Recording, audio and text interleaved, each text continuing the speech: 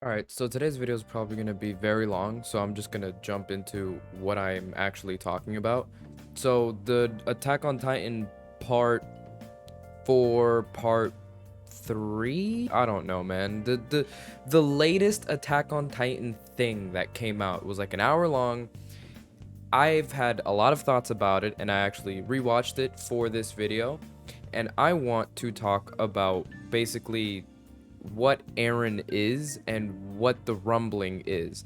Because, obviously when genocide is on the table, there's like a lot of, it sounds crazy to say this out loud, but there's a lot of opposing takes on the rumbling, which is essentially a genocide, and I want to bring my take to the table. Now, I won't be like having a conversation on whether the rumbling is justified or not, because it's genocide. Like, clearly it's not morally justified, but I think to say that it's like, this is gonna, dude, this video is gonna be so fucked up. Okay, let me like word myself very carefully.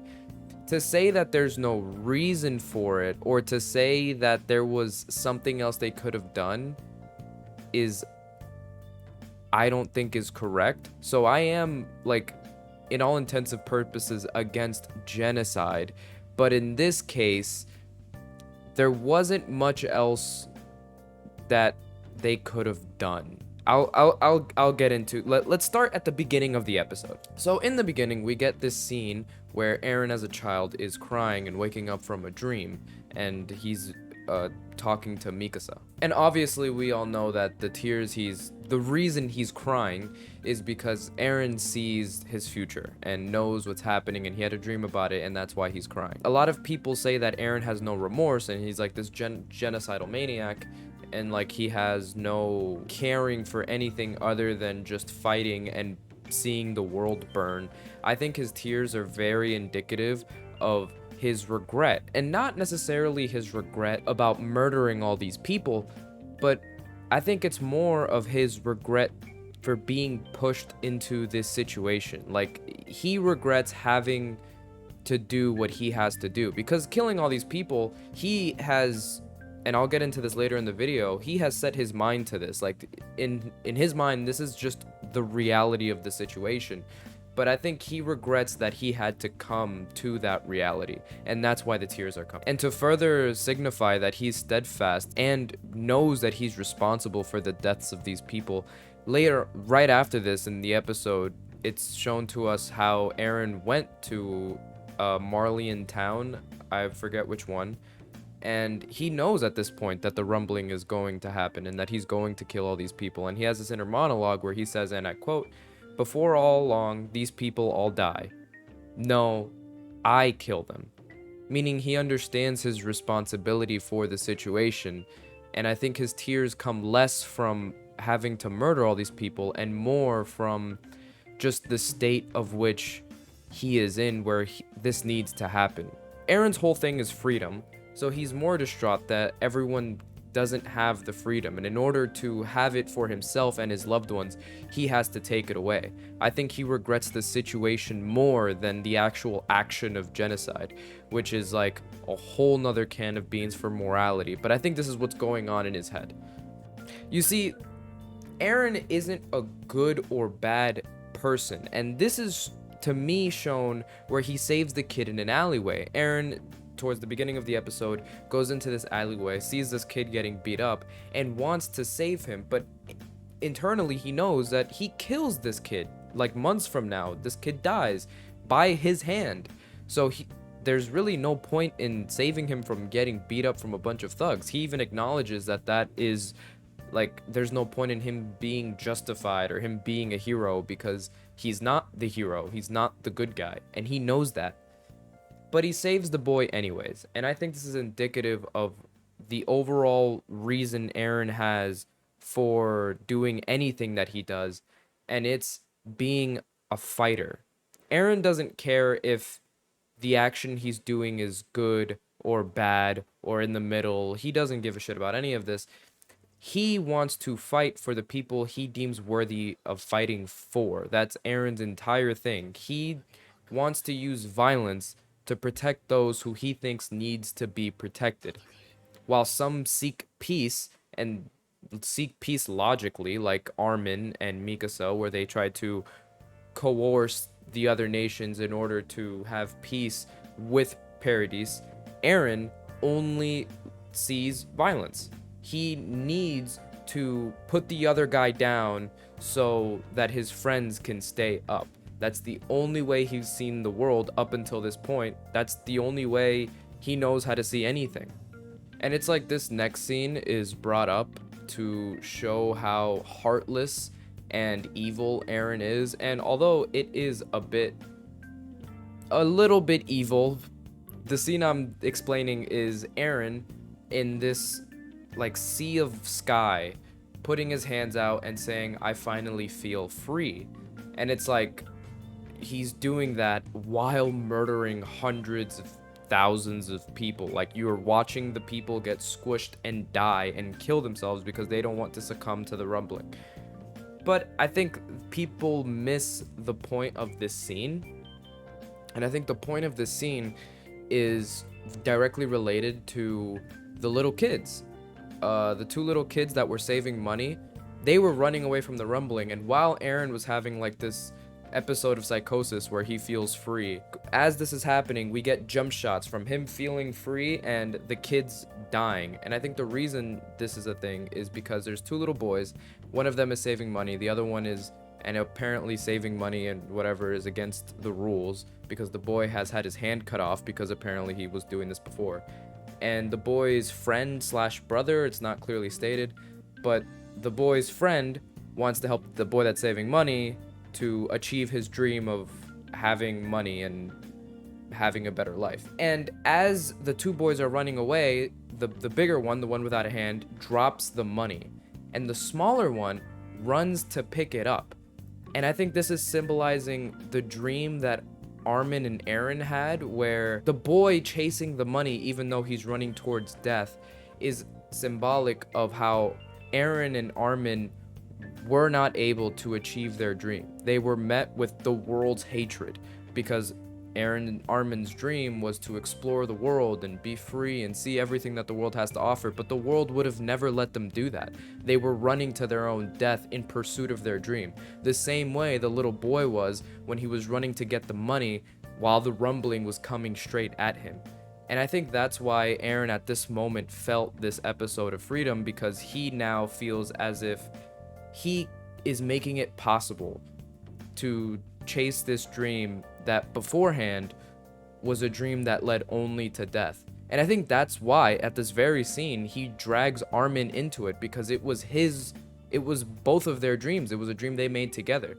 And that's why he in this moment talks to Armin and brings him into the sand place that he can bring the other Eldians to. And then this leads directly to the boy that he killed with the money also is the boy that he saved. I should have probably said this earlier before I went on a whole tangent. But because the boy and Eren are so yin and yang, because his relationship with the older one is just like his relationship with Armin and Eren, it kind of shows us how Eren, in still going through with the rumbling, even though he knows this boy, knows that he's gonna kill him, in still going through with it, it shows us how Eren still feels the remorse of having to kill all these people, as he was saying to the little boy that he saved while he was in tears, explaining to him that he's sorry.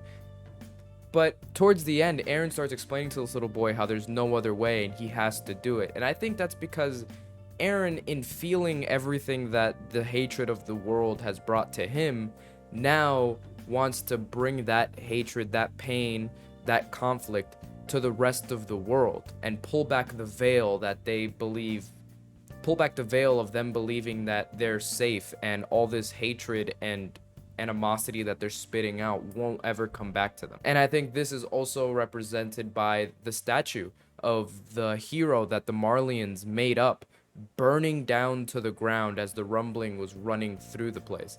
It shows people that their idea of their idea of grandeur and their idea of being safe and comfortable while putting others down isn't reality, because those people will always come back to haunt you. The sins of the past will always come back. Okay, and then after we watch Eren commit genocide for a few minutes, we get the scene with Armin and Annie. And I've seen a lot of people like shit on this scene a little bit, because it's like, oh, dude, there's literal genocide going on. Why are we watching a romance anime plot right now? And it's like, yeah, but like, do you guys hate joy? Like, dude, it's like everything is bad. Like, nothing good is happening in the show. Let Armin and Annie have their moment, right? Like, just like a little bit of happiness. Like, I liked it. It broke up like the dread and despair that is the rest of the show for like a small break of like somewhat happiness, because even in their conversation they still point to the fact it's like, hey, we're messing around while people are like dying, so it's not all bad. And okay, besides people having a problem with it, Annie and Armin are adorable, man. Like, I love seeing them together. It's just adorable. I love that scene. I love the quote that Armin gave to Annie, because Annie constantly calls Armin a good person, and he brings light to the fact that none of us are good people. We all do bad things. We can all be considered monsters in our own right. For every one person I save, there's like 100 that I hurt or killed. And I think that's a good reflection on the viewer. People aren't really able to be deemed as all around good people. Our sins will always haunt us. We will always have things that we do that are bad, and our only way forward is to try to be better, but we aren't inherently just good people. And I liked that he had that moment with Annie, and I think it was a nice change of pace from all the dread and despair that is whatever we just saw and what we're going to see next. The next interesting thing that happened is Falco. So Falco wakes up crying and in complete just paranoia. Well, not paranoia. Paranoia is not the right word. Complete complete panic. Why did it take me so long to find that word? He wakes up, he's losing it because he just found out that his hometown is gone, his parents are probably gone, like everyone's dead, everything he knew is gone. And I find it interesting because Falco responded to being told all of this somewhat hysterically and crying and just distraught, not being able to believe what he's hearing. He never once showed like a fire or like hatred. And I think it's a very different and parallel response to what Eren had when he was a kid, around Falco's age, when the Colossal Titan broke down the wall and Titans went through his city and killed everything that he loved and destroyed what he knew. Eren's immediate reaction was hatred and violence. He wanted to put them all down, stating that he wanted to kill every last one of them. And I think it really shows the difference between the inherent nature of these characters, where Eren, immediately as things happen to him, he wants to figure out how to put the force of whatever happened to him down. He needs to know that that can't happen again. He needs to, through his own force of will, stop whatever's happening. While Falco much more relies on the people around him, which is also a very, like, much healthier response to trauma. He responds very saddened but worried about those around him. And I just think it's interesting to see the dichotomy between these two characters. Next, we skip to Hange and Levi and Mikasa and all them in the hangar getting the airplane prepared. So they go up to the blonde chick, I forget her name. They're interrogating her about where Eren is going to attack next in the rumbling so they can go and stop him. And she says something that everyone agrees with, that the euthanization plan was the answer. And Hange kind of agrees but doesn't, because no one was for the euthanization plan, because it was essentially still genocide. Like, come on now, you're euthanizing an entire race of people. It's still genocide. But she agrees that it's a better outcome.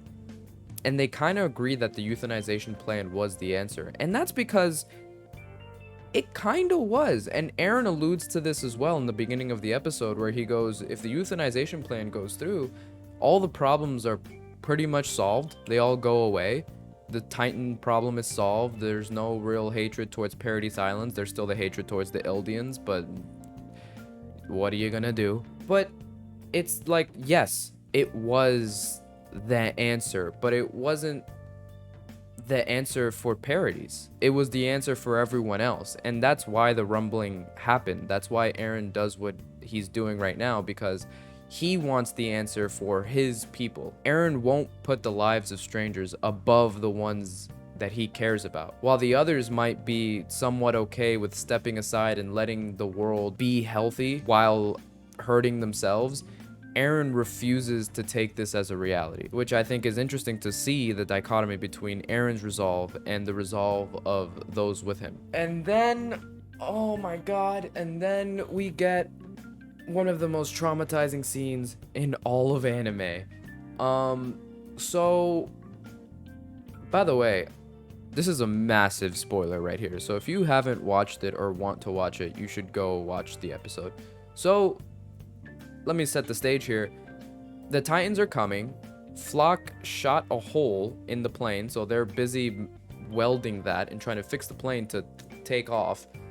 But the Titans will get there sooner than they will fix the plane, so they need someone to hang back and hold off the Titans so they can actually go and try to stop the rumbling. It can't be Armin, he's the colossal Titan. It can't be Reiner, even though I wish it was Reiner. He's the armored Titan. And Levi still needs to kill the Beast Titan. That's not why he didn't stay back, but like, that's my reason why he didn't stay back. So Hange offers to hold back the colossal Titans so they can get away. And oh my god. Right before this, Hange asks Levi, do you think they're all watching?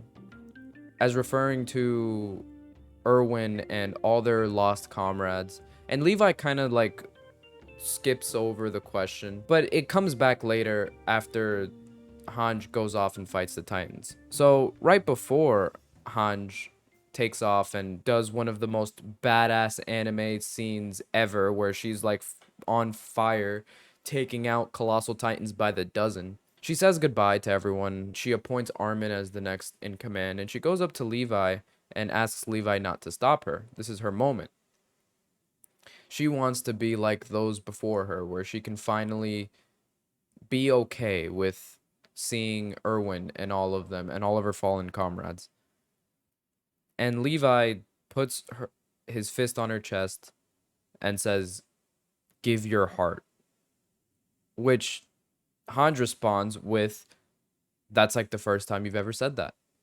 And it was heartbreaking. It was horrible. And like, that's kind of Levi's response to, do you think they're watching us? But even then, even after Hange goes out in a blaze of glory and dies, Levi on the plane, I think, he tells Hange to watch us, answering her question. And in doing that, he answered her question and almost paid homage to what she believed in and what Erwin believed in and all of his comrades that came before him.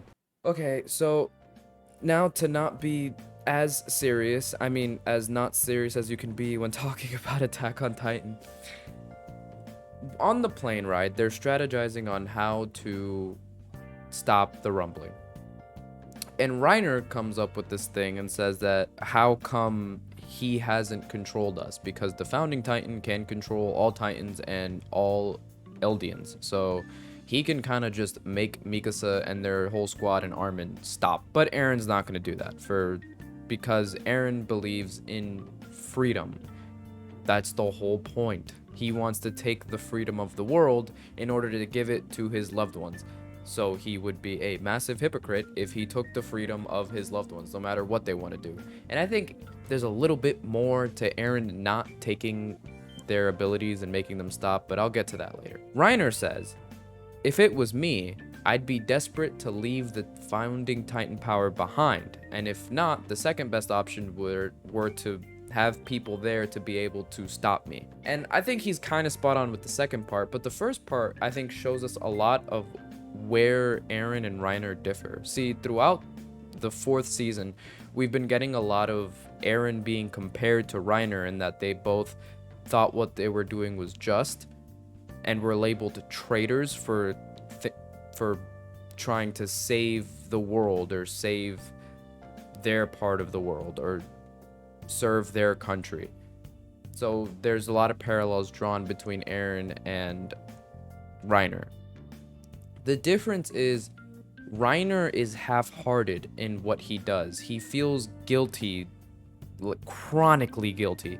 That's why he developed the split personality while he was in Paradise Island, to help him cope with the fact that he is now friends with these people, but he is there to essentially wipe them out. And his whole life he's been told they were like this massive evil, but now he's friends with them, so he has to cope with the ideals of his hometown and the new ideals that he's learning now, and he couldn't handle it. Reiner was not meant for this mission. He says it himself. He could not do it. And I think him saying that he would immediately try to get rid of the founding Titan power and not be responsible for the future of his people really shows us how both Reiner and Eren do horrible things and are kind of forced to do horrendous things, and they're both very bad people. The difference is, once Eren decides this is the mission and this is what I need to do in order to help the people that I love or save my home, he does it with zero remorse. He just does it. There is no maybe, there is no I'm a bad person. There is only that is the enemy and I need to put them down. Whereas Reiner doesn't have that same mentality, and that is a big part of where they differ as characters. And I just thought that comment from him was super interesting. Now, then we cut to Annie, because I think I failed to mention this before, but Annie did not go with Mikasa and their squad because she was tired of all the fighting. She just wants to live in peace and probably wants Armin to survive so they can mingle. But regardless, Annie didn't go. She's on a boat now with the political lady. I also forget what is her name? Her name is Kiyomi. I just figured that out. But yeah, she was talking to her, and Annie makes a comment to her where Kiyomi feels responsible somewhat for the rumbling because he was the one that brought Eren and Zeke together. And so that's them being together is the only way the rumbling can happen. So Annie asks her, if you could go back and change what you did and just watch Paradise die and not do it, not get involved, would you?